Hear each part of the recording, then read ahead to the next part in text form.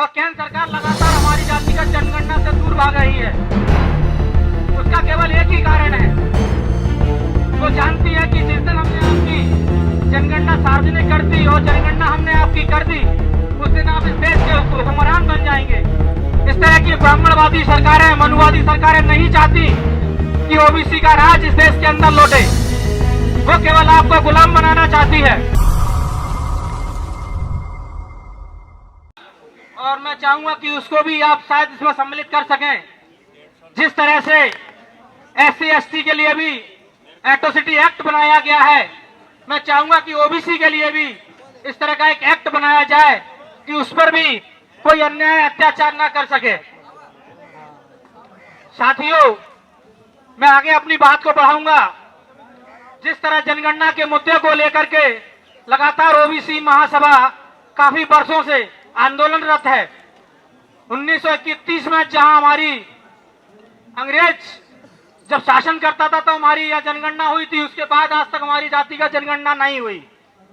और केंद्र सरकार लगातार हमारी जाति का जनगणना से दूर भाग रही है। उसका केवल एक ही कारण है, वो जानती है कि जिस दिन हमने आपकी जनगणना सार्वजनिक कर दी और जनगणना हमने आपकी कर दी, उस दिन आप इस देश के हुक्मरान बन जाएंगे और इस देश पर अनंत काल तक केवल ओबीसी का राज होगा। इस तरह की ब्राह्मणवादी सरकारें, मनुवादी सरकारें नहीं चाहती कि ओबीसी का राज इस देश के अंदर लौटे। वो केवल आपको गुलाम बनाना चाहती है। 1947 में देश जरूर आजाद हुआ था, लेकिन हम आजाद तब भी नहीं हुए, क्योंकि आज भी हम गुलाम हैं। तब हम अंग्रेजों के गुलाम थे, आज हम ब्राह्मणों के गुलाम हैं। बात कड़वी है लेकिन सत्य है, इसको जहन में उतार लीजिए। जब तक आप मनुवाद से नहीं लड़ोगे, तब तक आप गुलामी से भी आजादी नहीं पा सकते। जनगणना के मुद्दे के अलावा जिस तरह से आप देख रहे होंगे कि हिस्सेदारी निजीकरण को लेकर के भी ओबीसी महासभा लगातार आंदोलन कर रही है। मैं सभी साथियों से चाहूंगा कि आप अपने अपने देश प्रदेश में, अपने अपने गली मोहल्ले में जातिगत जनगणना का मुद्दा, निजीकरण के मुद्दे को आप जरूर लेकर के जाएं और अपने ओबीसी वर्ग के बीच में इस मुद्दे को लेकर जाएं। आप एक एक घर से एक एक व्यक्ति को जगाइए। निश्चित मानिए 2023 और 2024 में अगर आप सरकार नहीं बना पाते तो सरकार में बदलाव जरूर ला सकते हैं। सरकार में अगर बदलाव लाएंगे तो निश्चित मानिएगा कि आपके जीवन में भी सुधार आएगा, आपके जीवन में भी बदलाव आएगा। मैं ज्यादा वक्त नहीं लूंगा, अपनी बात को यहीं विराम देता हूं। बहुत बहुत धन्यवाद, बहुत बहुत साधुवाद। जय ओबीसी, जय संविधान। ओबीसी महासभा जिंदाबाद, ओबीसी महासभा जिंदाबाद, जिंदाबाद जिंदाबाद। मान सह रहा है मगर बोलता नहीं, कैसा लहू है दोस्तों कभी खोलता नहीं। सोई है कौम सारी बेसुध पड़े हैं सब, क्या पांव कट गए हैं कोई दौड़ता नहीं। साथियों, सभी को जय भीम। ओबीसी महासभा जिंदाबाद। मानवता के प्रति शांति और एकता का संदेश देने वाले तथागत गौतम बुद्ध के चरणों में नमन करते हुए बाबा साहब, महात्मा ज्योतिबा फुले और समस्त महापुरुषों के चरणों में नमन। आज के इस कार्यक्रम के संयोजक प्रदेश दिल्ली टीम को भी बहुत बहुत धन्यवाद।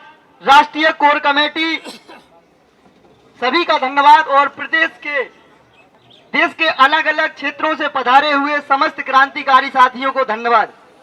साथियों, एक दुख है कि इतनी अधिक संख्या में जो बोलते हैं कि 100 में 90 शोषित हैं, 90 भाग हमारा है, ठीक है ना। तो ये जो चीज यहाँ पर दिखाई नहीं दे रही है, इसलिए छोटा सा दुख होता है कि यहाँ से सीख कर जाएं और मध्य प्रदेश की तरह टीकमगढ़, बंडा, सागर, दमोह, शिवपुरी, पिछोर, ग्वालियर की तरह हर जगह आवाज बनाएं, ताकि लगे कि ओबीसी महासभा प्रत्येक जिले में एक मजबूती से काम कर रही है। अगर सदस्यता नहीं चलाएंगे तो समर्थन कहां से पाएंगे।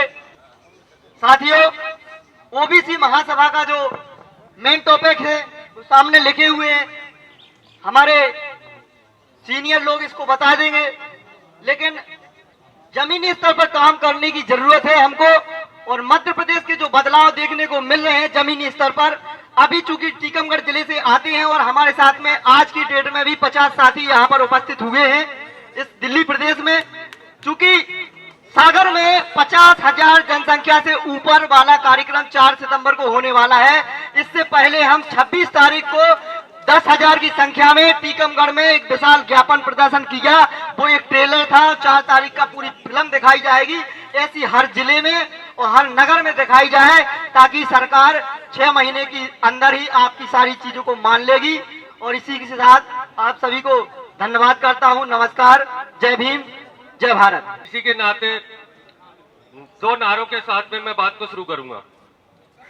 जय जवान जय किसान। आवाज में थोड़े बुलंद ऐसा करो, नहीं तो अपनी बात तो वैसे भी कोई सुन नहीं रहा है। थोड़ा सा अपन अगर आवाज को बुलंद करेंगे तो हो सकता है संभवतः भोपाल में तो सुनते ही नहीं है शिवराज जी, यहाँ से गलती से सुन ले तो थोड़ा ठीक है।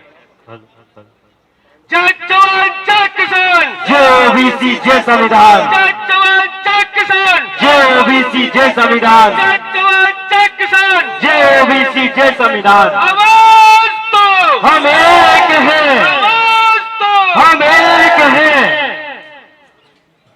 हमारी आज की जो मुख्य मांगे हैं, पहली कि हमें ओबीसी की अभी तक जातिगत जनगणना जो है वो नहीं कराई जा रही है। विभिन्न चाहे वो कुत्ते, बिल्ली, गधे की सबकी जातिगत उनकी जनगणनाएं हो जाती है, पर ओबीसी वर्ग की क्यों नहीं? इसके पीछे एक मुख्य कारण है कि जहां भी ये सरकारें बैठी हुई है, चाहे वो केंद्र में हो चाहे वो प्रदेश में हो, इनके पजामे खुल जाएंगे। जनगणना जैसे ही होती है इनके पजामे खुल जाएंगे, क्योंकि हमें अपनी ताकत का एहसास हो जाएगा कि हम कितने हैं और किस किस वर्ग में हैं। और साथ ही साथ ये जो सार्वजनिक रूप से कि पिछड़े वर्ग को कितना लाभ मिला, ये भी सार्वजनिक नहीं करते हैं। क्योंकि अगर ये भी सार्वजनिक कर दे तो इन्हें पता है जिस आधार पे हम निवास करते हैं, जिस आधार पे हमारी संख्या है, उस आधार पे ये बिल्कुल भी हमें कुछ नहीं दे रहे हैं। हम कहते हैं हमारे लिए हमें बड़ा कभी कभी गर्व होता था कि केंद्र में हमारा व्यक्ति बैठा हुआ है, प्रधानमंत्री हमारा है, ओबीसी वर्ग से आता है। पता फिर वो बाद में पता चला कि वो तो फर्जी ओबीसी, कोई उसका अता पता ही नहीं है कि वो है कहाँ का। शिवराज जी को हम मानते थे कि ये हमारे ओबीसी वर्ग के व्यक्ति हैं, हमारे ओबीसी हितों की रक्षा करेंगे, परंतु रक्षा करना तो दूर की बात है कि जो हमारे अधिकार थे उनको ही खत्म करते चले गए शिवराज जी। क्योंकि शिवराज जी के ऊपर जो 3 तिकड़ी बैठी हुई है वो इतनी खतरनाक तिकड़ी है, नरोत्तम मिश्रा से लेकर के बीडी शर्मा तक, तो वो न तो शिवराज जी को कुछ करने देते हैं, न शिवराज जी की इच्छा अगर कुछ होती है तो उनका कुर्ता पीछे से खींच लिया जाता है कि बोले जाका रहा है भाई, हमारे पास में रह जाओ, इतनी जरूरत नहीं है अपने भाई बंधुओं की हितों की रक्षा करने की। तो इसीलिए मैं तो बहुत बहुत धन्यवाद देता हूं, साधुवाद देता हूं ओबीसी महासभा नई दिल्ली की टीम को, जो उन्होंने आज इतना बड़ा कार्यक्रम यहाँ पे आयोजित कर दिया। ये आयोजित करने का मतलब है कि हम देश की राजधानी से मोदी सरकार की छाती पे चढ़ करके अब अपने अधिकार के लिए यहाँ बात करने के लिए आए हैं। नए नए ड्रामे करते हैं, ये कुछ करने लग जाओ तो ये नोटिस आ जाएगा। आजकल तो हमारे बहुत सारे साथियों पे नए नए दबाव बनाने की प्रक्रियाएं शुरू कर दी है, तो इससे डरने वाले लोग नहीं है। ओबीसी वर्ग जिस तरीके से जागा है, जब से अभी जो एक मसला हुआ था प्रथम लोधी जी का, तब से ऐसा वर्ग जागा है, इनको पता चल जाएगा 2023 में ओबीसी है क्या, इनको आंखों के सामने पता चल जाएगा कि है क्या।